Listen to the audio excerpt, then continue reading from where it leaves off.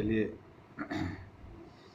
आज के भाग में हम देखिए योग अभिक्रियाएं चल रही थी हमारी एल्डिहाइड कीटोन्स की, तो उसी में आगे बढ़ते हुए आज हम पढ़ेंगे HCN से योग अभिक्रिया। पहले एल्डिहाइड के लिए लेंगे। देखिए जनरल रिएक्शन है, ये एल्डिहाइड है HCN, हाइड्रोसाइनिक अम्ल बोल सकते हैं इसको, हाइड्रोजन साइनाइड बोल दो, ठीक है। अब देखिए सेम वही रिएक्शन है जैसे आपने सोडियम बाइसल्फाइड को एल्डिहाइड कीटोन्स के साथ जोड़ा था। देखिए पाई बॉन्ड ट्रांसफ़र हो जाता है ऑक्सीजन पे, ठीक है। तो यहाँ माइनस हो गया, यहाँ प्लस हो गया, ये इलेक्ट्रॉन दे दिए जाएंगे प्रोटॉन को, और जो यहाँ इलेक्ट्रॉन आए वो दे दिए जाएंगे इस कार्बन। देखिए बन गया साइनोहाइड्रिन। देखिए ध्यान रखें, जब हमारे पास एक यौगिक के अंदर साइनाइड और OH ग्रुप आ जाते हैं तो जो नया यौगिक बनता है वो साइनोहाइड्रिन कहलाता है। इस बात का ध्यान रखें। चलिए एग्जाम्पल, आप जो है R की जगह CH3 रख लेंगे यहाँ पे, ठीक है। तो आपके पास ये जो जनरल रिएक्शन थी, फिर ये एक इंडिविजुअल रिएक्शन बन जाएगी एसिटल्डिहाइड के लिए रिएक्शन, और आपके पास ये बन जाएगा एसिटल्डिहाइड साइनोहाइड्रिन, ठीक है। बाकी इसका आप IPC नेम भी लिख सकते हैं। चलिए अब कीटोन की बात करेंगे। जनरल रिएक्शन है, सेम उसी पैटर्न से जैसे हमने ऊपर करी, देखो सेम उसी पैटर्न से रिएक्शन हो रही है। ये आपके पास आ गया कीटोन साइनोहाइड्रिन, ठीक है। आगे बढ़ेंगे। गिरनार्ड अभिकर्मक से योग अभिक्रिया। देखिए गिरनार्ड अभिकर्मक है, ये एल्डिहाइड है, जनरल रिएक्शन है, सेम वही पैटर्न है जैसे हमने ऊपर रिएक्शन करते आ रहे हैं। पाई इलेक्ट्रॉन ट्रांसफ़र हो गया इस ऑक्सीजन पे, यानी कि यहाँ माइनस आ गया, यहाँ प्लस आ गया। अब हमें पता है गिरनार्ड अभिकर्मक में इस धातु के कारण जो हमारा एल्काइल समूह होता है वो ऋणात्मक हो जाता है, क्योंकि धातु कभी भी इलेक्ट्रॉनों को आकर्षित नहीं करती है, हमेशा इलेक्ट्रॉनों को दूर करती है। तो जो मैग्नीशियम धातु है वो इलेक्ट्रॉनों को, यानी कि जो बॉन्ड के इलेक्ट्रॉन्स हैं बीच में, मैग्नीशियम के कारण वो इलेक्ट्रॉन्स R की तरफ चले जाते हैं, जिससे R पे ऋणावेश आ जाता है हल्का सा, और मैग्नीशियम पे धनावेश। और जब ये बॉन्ड टूटेगा तो R जो है ऋणात्मक आयन के रूप में बाहर आएगा, यानी कि जो हमारे पास यहाँ बनेगा, यहाँ पे कार्बन आयन बनेगा, यानी कि ऐसा कार्बन जिस पे ऋणात्मक आवेश होता है वो कार्बन आयन कहलाता है। तो देखिए ये इलेक्ट्रॉन दे जाएंगे इस Mgx को, और ये R, यानी कि इसके जो इलेक्ट्रॉन है वो दे दिए जाएंगे इस कार्बन को। ये बन गया। देखिए इसको बोलते हैं एडक्ट। अब आप क्या कर रहे हैं, इस एडक्ट का जो हमारे पास ये उत्पाद आया, योग उत्पाद, इसका जल अपघटन करा रहे हैं। देखिए जल अपघटन के लिए आपने जल ले लिया, साथ में थोड़ा सा एसिड ले लिया, ठीक है। आप जल अपघटन के लिए तनु अम्ल और क्षार का प्रयोग करते हैं, यानी कि आपने कुछ बूंदें जो है जल में अम्ल की मिला दी हैं। अब देखिए जल अपघटन जो है वहाँ होता है जहाँ पे सबसे अधिक जो है ध्रुवणता होती है। अब देखिए जैसे यहाँ पे O यहाँ माइनस है, Mg प्लस है, तो सबसे अधिक ध्रुवणता तो यही है। तो देखिए जल अपघटन में इसी ध्रुवीय बंध को तोड़ा जाएगा। तो O माइनस के साथ आ गया H प्लस, और Mgx के साथ आ गया OH माइनस। अब देखिए ये बॉन्ड टूट जाएगा, ठीक है। तो ये तो बन जाएगा यहाँ OH। अब देखिए ये हमारे पास आ गया प्राइमरी अल्कोहल, और ये MgX-OH ये हमारा आ गया सह उत्पाद। तो एल्डिहाइड जब गिरनार्ड रिएजेंट से अभिक्रिया करता है तो हमारे पास कौन सा अल्कोहल आया, सेकेंडरी अल्कोहल आता है। यहाँ गलत लिखा हुआ है, इसको सही कर देते हैं अभी।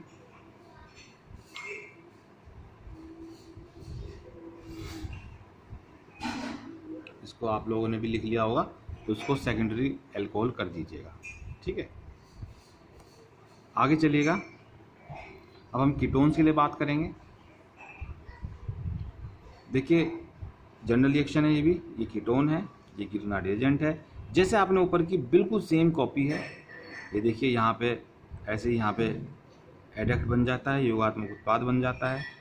जल विघटन करा रहे हैं, देखिए बॉन्ड O और Mg के बीच में जो ध्रुवीय बंध है उसको तोड़ा जाएगा जल विघटन में। O माइनस के साथ आ जाएगा H प्लस और Mg प्लस के साथ आ जाएगा OH माइनस। ठीक है, अब देखिए ये वाला पार्ट अलग हो जाएगा और ये MgXOH अलग हो गया सह उत्पाद के रूप में। अब ये हमारा बनता है टर्शरी अल्कोहल, क्योंकि जिस कार्बन से क्रियात्मक समूह जुड़ा हुआ है, ठीक है, वो वाला कार्बन आगे 3 कार्बन से जुड़ा हुआ है, इसलिए इसको टर्शरी कार्बन बोल रहे हैं। ठीक है, आगे चलेंगे। चलिए आगे इसमें देखिएगा, एल्डिहाइड व कीटोन अमोनिया के व्युत्पन्नों से अभिक्रिया निम्न प्रकार करते हैं। देखिए यहाँ पे ये तीसरी टाइप की है हमारे पास, जैसा आपको मैंने बताया था, विलोपन अभिक्रियाएं। ये विलोपन अभिक्रियाएं शुरू हो गई हैं, ठीक है, जिसमें हम ऑक्सीजन को हटाते हैं, कार्बन जो हमारा समूह है उसमें से हम ऑक्सीजन को हटा देते हैं। ठीक है, ये तीसरी टाइप की अभिक्रियाएं हैं। अब देखिए हम यहाँ पे समझाना चाह रहे हैं कि अमोनिया के व्युत्पन्न, देखिए ये अमोनिया है, अगर Z को हटा के मैं यहाँ पे H लगा दूँ, यहाँ मान लीजिए H है, तो क्या हो जाएगा, ये अमोनिया है। लेकिन H हटा के हमने यहाँ Z लगा दिया है, यानी कि ये जो यौगिक बना है ये अमोनिया का व्युत्पन्न बना है। व्युत्पन्न का मतलब होता है जो किसी चीज़ से हम मान लें हमारे पास आटा है, अब आटे से हम ब्रेड भी बना सकते हैं, बिस्कुट बना सकते हैं, बंद बना सकते हैं, रोटी बना सकते हैं, पूरी बना सकते हैं, पराठा बना सकते हैं, हलवा बना सकते हैं। तो ये सब क्या है, ये आटे के व्युत्पन्न है। ठीक है, तो ऐसे ही यहाँ पे आपको समझ में आ गया होगा कि अमोनिया के व्युत्पन्न, यानी कि है तो ये अमोनिया, लेकिन हमने इस H के स्थान पे Z लगा दिया। अब Z क्या क्या हो सकता है, देखिए ये OH भी हो सकता है, NH2 भी हो सकता है, ठीक है, C6H5 भी हो सकता है, CONH2 भी हो सकता है, और भी बहुत कुछ हो सकता है। चलिए इसका जनरल रिएक्शन देख लीजिए। ये देखिए एल्डिहाइड कीटोन का यहाँ पे हमने मान लिया स्केलेटन है, यानी कि कार्बन समूह है यहाँ पे एल्डिहाइड कीटोन के अंदर। ये देखिए ये ऑक्सीजन हटाया जा रहा है, जो अमोनिया का जो व्युत्पन्न है उसके पास जो 2 हाइड्रोजन है, वे 2 हाइड्रोजन इस ऑक्सीजन के साथ मिलकर जल बना लेंगे और इस कार्बन की 2 वैलेंसी इस नाइट्रोजन की 2 वैलेंसी के साथ आपस में बॉन्ड बना लेंगे। देखिए कार्बन की 2 वैलेंसी और नाइट्रोजन की 2 वैलेंसी आपस में जुड़ रहे हैं, तो इस तरह से हमारे पास ये उत्पाद प्राप्त हो जाता है हमें। चलिए अब रिएक्शन समझेंगे। देखिए सबसे पहली रिएक्शन है एल्डिहाइड प्लस हाइड्रोक्सिल एमीन। देखिए ये NH2OH होता है हाइड्रोक्सिल एमीन। देखिए हमने यहाँ पे ये एल्डिहाइड ले लिया, नाम भी लिख दिया हमने, जनरल रिएक्शन नहीं है, ये एथेनल है, इसको एसिटाल्डिहाइड भी बोल देते हैं। ये हाइड्रोक्सिल एमीन के साथ अभिक्रिया हो रही है। अब देखिए ये ऑक्सीजन हाइड्रोक्सिल एमीन का कार्बोनिल ग्रुप का ऑक्सीजन और ये हाइड्रोक्सिल एमीन के 2 हाइड्रोजन, ये देखिए मिलके जल बना रहे हैं। अब ये कार्बन और ये नाइट्रोजन आपस में जुड़ गए यहाँ पे, इसका नाम बन गया एथेनल ऑक्साइन, यानी कि ये ऑक्साइन ग्रुप है। ठीक है, एथेनल ऑक्साइन। आगे देखिए कीटोन प्लस हाइड्रोक्सिल एमीन। अब कीटोन के साथ देखेंगे रिएक्शन। ये देखिए ये हमारे पास प्रोपेनोन है, इसको सरल भाषा में एसीटोन ही बोल देते हैं। हाइड्रोक्सिल एमीन के साथ रिएक्शन हो रही है। देखिए ये ऑक्सीजन कार्बोनिल ग्रुप का और ये हाइड्रोजन जल बना रहे हैं और ये N और ये कार्बन आपस में डबल बॉन्ड से जुड़ जाएंगे और हमारे पास जो नया यौगिक आ गया उसको बोलेंगे प्रोपेनॉन ऑक्साइन। प्रोपेनॉन ऑक्साइन। ठीक है, देखिए सेम जो हमने ऊपर पैटर्न समझा, देखिए जो ये पैटर्न है आपको इस पैटर्न को ध्यान रखना है। यही पैटर्न हर एक रिएक्शन में मिलेगा, यानी कि जो भी विलोपन अभिक्रियाएं होंगी सब में यही पैटर्न मिलेगा। तो आप इस पैटर्न को ध्यान रखें कि जो आपका ऑक्सीजन है कार्बोनिल ग्रुप का उसको हटाना है। कैसे हटेगा, जो आपके पास अमोनिया का व्युत्पन्न है उसके पास जो 2 हाइड्रोजन है वो दोनों हाइड्रोजन और ये ऑक्सीजन मिलकर जल बनाएंगे और कार्बन और नाइट्रोजन जो है आपस में डबल बॉन्ड बना लेंगे और हमारे पास उत्पाद प्राप्त हो जाएगा। चलिए आगे बढ़ते हैं। अब देखिए यहाँ एल्डिहाइड ले लिया हमने दूसरा एग्जाम्पल उठाया है, साथ में ले लिया है हाइड्रोजीन। पहले क्या लिया था, हाइड्रोक्सिल एमीन, अब ले लिया है हाइड्रोजीन। देखिए एल्डिहाइड में हमने एथेनॉल ले लिया है, हाइड्रोजीन ले ली, देखो वही सब कुछ पैटर्न है। ये ऑक्सीजन कार्बोनिल ग्रुप का जो हमारे पास अमोनिया का व्युत्पन्न था, क्योंकि यहाँ आप देखें ये तो NH2 है, यहाँ पे H के स्थान में हमने NH2 जोड़ा हुआ है, यानी कि ये अमोनिया का व्युत्पन्न है। देखिए जल निकल गया, कार्बन और नाइट्रोजन के बीच में डबल बॉन्ड आ गया, एथेनल हाइड्राजोन, एथेनल हाइड्राजोन। ध्यान रखेंगे जब हमारे पास हाइड्रोजीन हो और हाइड्रोजीन से यदि मैं 2 हाइड्रोजन एक साथ निकाल देता हूँ तो हमारे पास, जरूरी नहीं एक साथ निकलें, अगर आप एक एक करके भी निकाल रहे हैं तो आपने अगर हाइड्रोजीन से 2 हाइड्रोजन निकाल दिए तो वो बन जाता है हाइड्राजोन। ये बात ध्यान रखनी है, वो क्या बन जाएगा, हाइड्राजोन। तो ये बन गया एथेनल हाइड्राजोन। अब कीटोन के साथ देख लीजिए, कीटोन और हाइड्रोजीन है, सेम रिएक्शन है। देखिए ये ऑक्सीजन है, ये H2, जल निकल गया, क्या बन गया, प्रोपेनोन हाइड्राजोन। देखिए ये प्रोपेनोन था जिसको एसीटोन बोल देते हैं सरल भाषा में, प्रोपेनोन हाइड्राजोन। चलिए आगे चलेंगे। इसके बाद है हमारे पास जो हमारा मेन सेकंड टाइप था, क्योंकि हमने 3 तरह की एल्डिहाइड कीटोन्स में हम 3 तरह की रिएक्शंस पढ़ रहे हैं।